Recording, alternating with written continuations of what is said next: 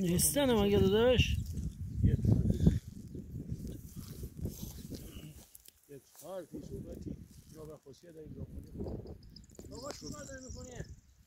چی میکندی؟ با اجازه شما از قدیم گفتن این بهش میگن آبیشن، کاکوتی به زبان محلی. به چه دست میخوره؟ کاکوتی جوشاندهش، عرقش برحال، خشکش پس شما مصرف غذا عرق واسه سرماخوردگی، یک سری بیماری‌ها از قدیم بزرگان ما استفاده می‌کردن. نسل‌های گذشته مثل الان نبود همه داروها صنعتی باشه که بله اولیش چطوره؟